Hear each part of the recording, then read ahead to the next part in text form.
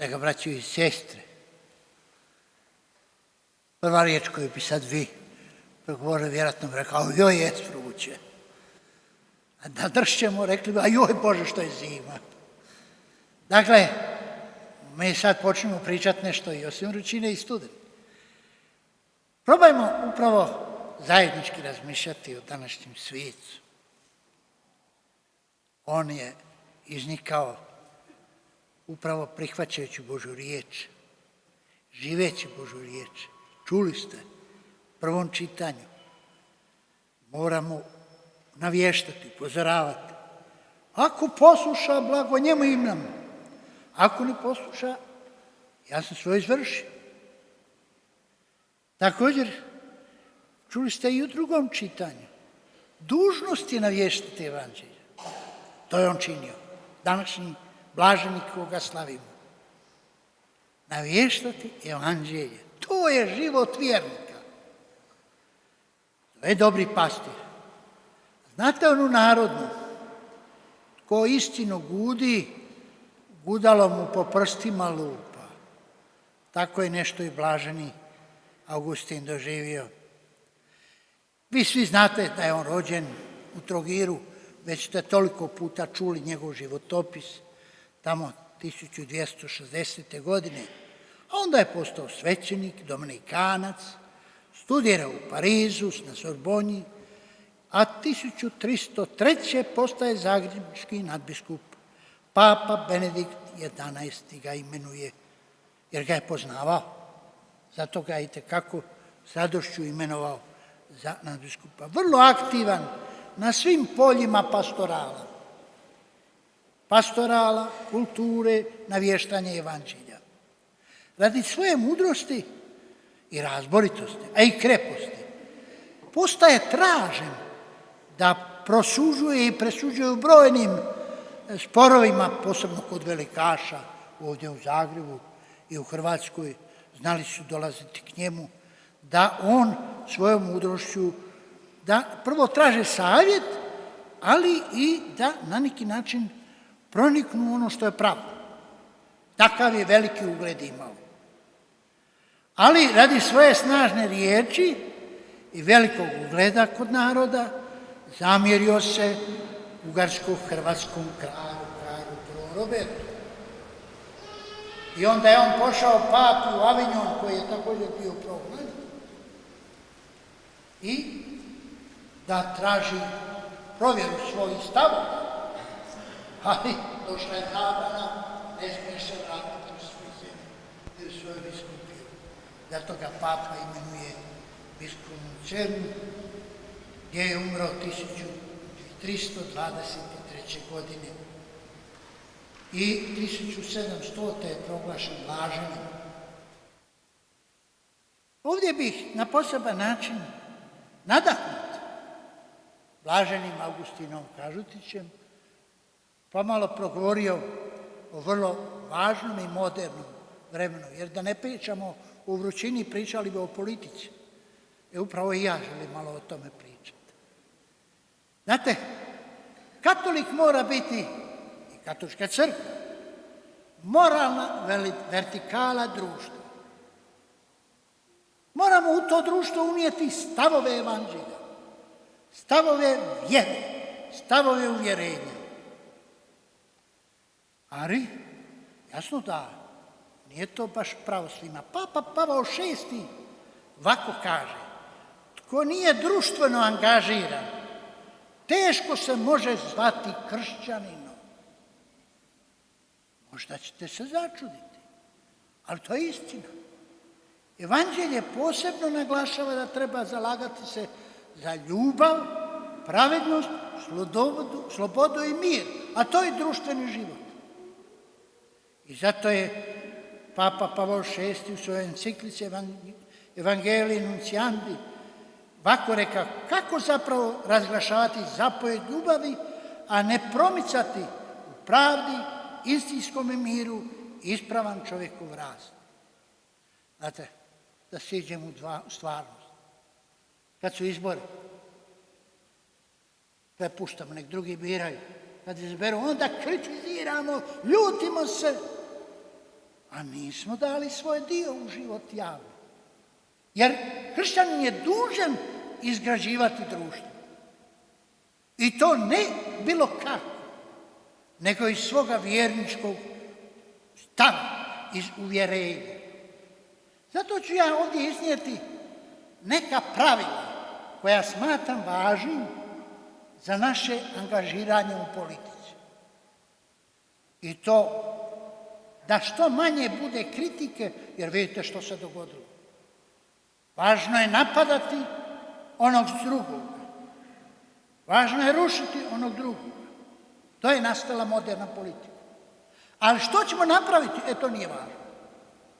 Zato je potrebno upravo ovakav stav kakav je Blaženi Augustin Kažutić imao, odgajati vjeru i kulturu svome narodu. Zato i mi moramo shvatiti. Prevažno je povezati u politici i vlastiti interes, ali i opći interes. Ne smije biti vlastiti interes jači od općeg interesa. Opasno je kada vlast interesa proguta rad za opće dobro. Još je opasnije ako se stavi svoj interes ispred pod izlikom da je to rad za opće dobro. To se odgaja kroz svladavanje i sebičnost. Iz malena se trn oštri, kaže narodna poslovica. Znat se svladati, znat se žrtvovati, znat se uvažiti drugoga. To se iz malena. To sam posebno primijetio ovih dana. Jedan doktor koji je doveo svojih 5 djece na more. I kako je on njih naučio da oni jedno za drugo osjećaju.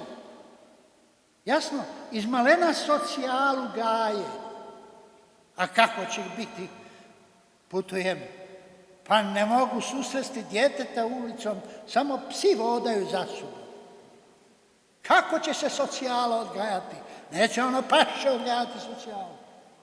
Zato je potrebno upravo shvatiti. Iz malena se odgaja da znamo imati srca za drugoga, za opće dobro. Opasno je kad se neko nametne bahat i ohol i nezasitnih želja, onda je takav u stanju gaziti po glavama. Ne treba vam donositi primjer, dovoljno je čitati vijesti iz Turske, vijesti iz Venezuele. Vidimo što to znači. Zato je potrebno važno, normalno da čovjek ima i osobni interes, ali opće dobro mora biti ispred. Druga teza koja je jako važna, težiti za vlašću, ali u toj vlasti staviti sebe u službu istine, pravde i ljubavi. Ako tako vlast ne služi istini, pravdi i ljubavi, onda je to destruktivno. Zato je važno odgajati za odgovornost. Odgovornost koja niče iz razboritosti prema čovjeku, prema sebi. Zdravo se društvo uspostavlja na istini, pravdi i ljubavi, na jednakopravnosti. Znamo mi dobro kako se govorilo u bivšem sustavu. Svi smo jednakopravni, ali zna se ko je jednakopravniji. Tako i danas u toj ujedinjenoj Europi. Svi smo jednaki, ali jasno da je onaj koji jači taj kvači, koji ima para, taj gospodari. Pričajte vi o jednakosti koliko hoćete. Tako da moramo to razbiti, tu tezu krivu koja vlada u vlasti. Jasno zato što nema kršćanstva, nema evanđelja. Jasno da čovjek kada je u vlasti traži uspjeh i normalno. Tko od nas ne bi htio uspjeti? Svi bi htjeli u životu uspjeti, ali pritom ne smijemo izdati svoju savjest. Težiti za uspjehom ne smijemo gaziti ni po svojoj savjesti, ni po tuđoj savjesti. Prevažno je da upravo savjest bude glas Božji u nama. Ma kako će Bog progovoriti kad je nabio na uši one slušalice i ne može niko doprijeti do njega. Stalno neko drugi priča, a Bog ušutio, i to ušutio u osobnom životu i u javnom životu. jer savjest ne može doći do izražaja. Zato je prevažno odgajati savjest, odgovornost i istinski poštivati svoju savjest i savjest drugoga. Jer Bog je mjerilo te savjesti. Ako Boga istjeramo, onda je čovjek ugrožen. Sljedeće pravilo, prevažno je, protivniku i neprijatelju uočiti mogućeg brata, suputnika, prijatelja. Lako je stvoriti neprijatelja. Nema problema. Jezik bez kosti bode do kosti. Začas neprijatelj se rodi. Međutim, nema u životu ljepšeg i uspješnijega djelovanja s ljudima nego kad čovjek uspije kroz dijalog srušiti predrasude i stvoriti sposobnost komunikacije, razumijevanja i suradnje. To je dužnost vlasti. A i ne samo vlasti, nego svakog od nas. Svako od nas je dužan stvarati tu komunikaciju zdravu u kojoj će se rušiti predrasude. Kako bi rekao na jedan mali dječak, ja se sa svojim tatom na mobitel divota ispričam, je li na oči odmah za oči. Tako često puta zapravo ljudi ne znaju osobno razgovarati. Još nekako preko tog telefona, ali osobno, ma nema više priče. Nadalje, ovdje bi na poseban način dalje izrekao, potrebno je oduprijeti se iskušenju graničnog morala koje vuče niže. Ne smijemo zaboravljati mogućnosti da granični moral kao da traži više bez obzira što ruši Božje. Evo vidimo, donose se zakoni da se ima pravo ubiti dijete nerođeno, starci koji su pomalo već suvišni u društvu, iako svi kukaju na Hitlera šta je radio, a to i danas rade. Donose zakon, ubodi iglu i ubi starca, bolje nek da živi, da se ne smeta. Evo to danas taj granični moral. Ma ima Božji zakon koji vrijedi iznad ruku u parlamentu. I zato je potrebno znati, izbjegavati taj granični moral koji urušava društvo, urušava čovjeka. Prevažno za svakog političara, a i za svakog od nas.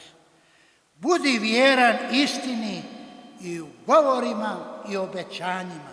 Ima narodna kaže, od laži se nitko nije udavio.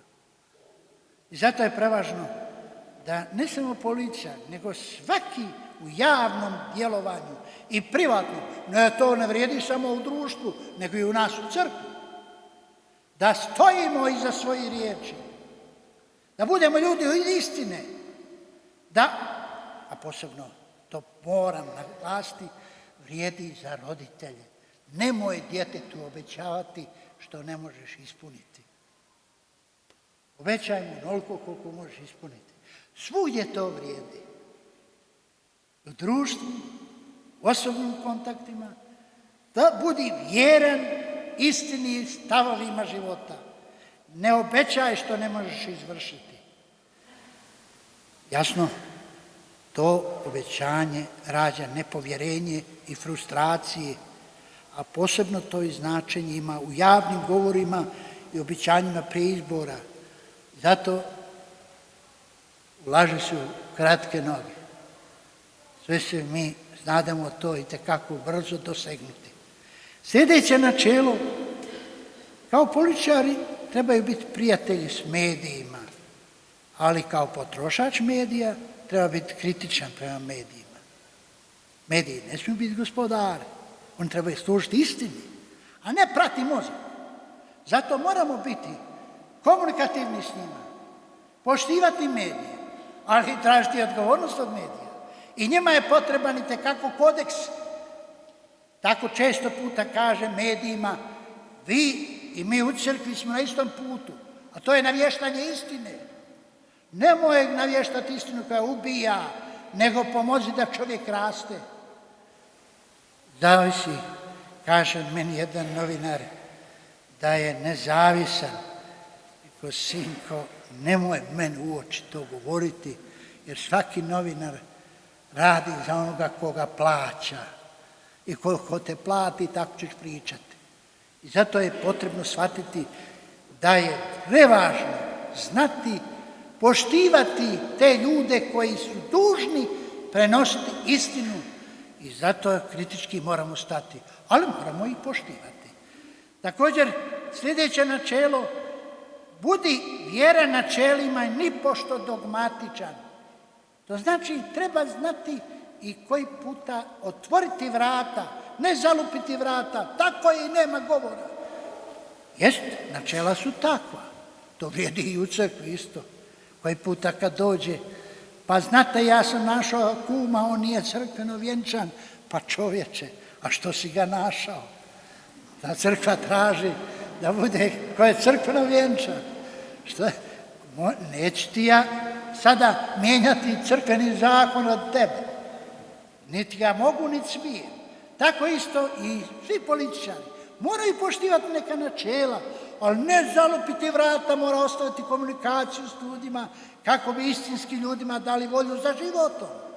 Nadalje, sljedeće načelo, treba težiti za materijalnim dobrima. A nemojmo zaboraviti da je čovjek i duh i tijelo. I koliko god je važno materijalni napredak, nemojmo od čovjeka praviti karikaturu pa zapustiti dušu. Ovdje ću ispričati zgodu kad sam bio župnik, pa sam imao jednog župljanina, pa nikad na misu doći, a na selu je to bilo. A ja onda nakon upitam, bolan, kamo te na misi? Kada nemam vremena, znate, imam konja, dok ja njega ištimarim, ne mogu stići na misu. A malo naljuti, ja kažem, rađe bi bio tvoj konj nego tvoja duša. Često puta zaboravimo da ima stvari koje su tako vrijedne da se ne možemo tako igrati. Zato je prevažno u ovoj borbi za materijalna dobra sačuvati tu vrednotu duhovnu. To je čovjek, i duša i tijelo. Nijedno ne smijemo zapustiti. I onda završavam. Valja biti uvijek vjeran pozitivnim načelima. Jer gledajte danas, nakon dnevnika trebali bi svi ići psihijatru. To je toliko nabijeno negativno, toliko bolesno. Tako izgradili to negativno javno ozračje, bolesno javno ozračje. A ima li išta dobro u ovoj državi? Ima li išta dobro među ljudima? Ne, to nije važno. Zato je potrebno i upozoravajući na negativno, uputiti na ono tako lijepo, drago. Ma mi nismo ni svjesni gdje živimo, kakva dobra imamo. Zašto mi smo nezadovoljni? Zato što uvijek patimo za onim što nemamo, a ne znamo se radovati onom što imamo. Toliko toga dobra imamo. Pa kad prođeš tim našim dolinama i planinama, izvorima i njivama, pa to je Božji dar za nas. A da ne kažem, što znači imati vode? Mi nismo ni svjesni što to znači imati ili nemati. Znate li da je najgora kletva u narodu? Imao pa nemao. To je kletva. Zato želim shvatiti da mi naučimo od blaženog Augustina spojiti vjeru, kulturu i život. To je on govorio. Makar i platio cijenu visoku. I meni je tako govoriti, baš navještati ono što je Božje. Pa valjda će netko i čuti. Valjda će netko i razumjeti. Ali kad će netko barem izazvati da razmišljanje. Zato želim da u nama probudimo vrednovanje onih ljudi koji su ostavili svijetli trag među nama. Koji su tako živjeli da su nam primjer dali. I zato želim da s ove propovedi pođete kući pa da vidite gdje sam ja. Do čega ja dođem. Koja sam ja načela. Da li sam ja čovjek koji izgrađujem ovo društvo ili samo kukam? pa smo se svi razbolili od tog kuhanja, to bi se zvala neka bolest kuhnjavitis, jel? Dakle, trebalo bi stvoriti jedno zdravo ozračje, da mi živimo iz vjere. Ma gdje ono hrabro pouzdanje u Boga kakve su naši imali nakon 45. Progone ih, nemaju ništa, a on iziđe iz kuće i koliko ga grlo nosi pjeva, jer se ne boji, jer se u Boga pouzdaje. Ta nam vjera treba i danas. U Boga pouzdavati se i hrabro u život ići. Amen.